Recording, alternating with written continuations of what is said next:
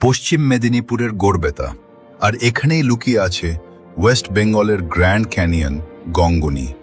প্রকৃতির হাতে তৈরি এক বিস্ময়, যেখানে লাল শিলার ভাঁজে ভাঁজে লুকিয়ে আছে হাজার বছরের গল্প।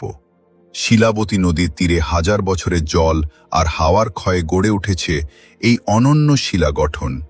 লাল ল্যাটেরাইট মাটি সূর্যাস্তের রাইট আলোয় রং বদলায়, কখনো কমলা, কখনো সোনালি, আবার কখনো গভীর রক্তিম।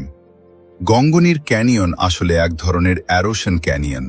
মনসুনের জলধারা ও নদীর দিক বদলের ফলে ধীরে ধীরে মাটি কেটে তৈরি হয়েছে এই অদ্ভুত খাঁজ খাঁজ পাহাড়।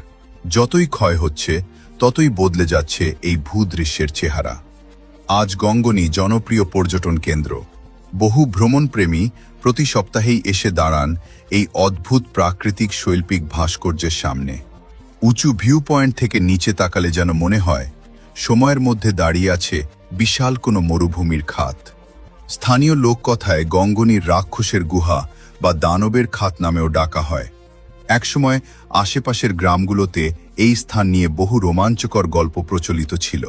যদিও তাদের ঐতিহাসিক প্রমাণ নেই, তবুও গল্পগুলো এই স্থানের রহস্যকে আরও গভীর করে তোলে। গঙ্গনি পরিবেশ প্রধানত শুকনো। গড়বেতা রেল স্টেশন থেকে গঙ্গনি ডাঙার দূরত্ব মাত্র কয়েক কিলোমিটার।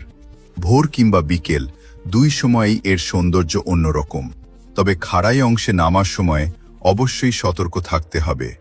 গঙ্গনি শুধু একটি পর্যটন স্থান নয়, এ এক ভূতাত্ত্বিক বিস্ময়, প্রকৃতির হাতে আঁকা এক অনন্য শিল্পকর্ম। সময়ের স্রোত বয়ে যাবে, আর এই লাল শিলাগুলিও তাদের রূপ বদলে গল্প বলতে থাকবে ভবিষ্যতের ভ্রমণকারীদের।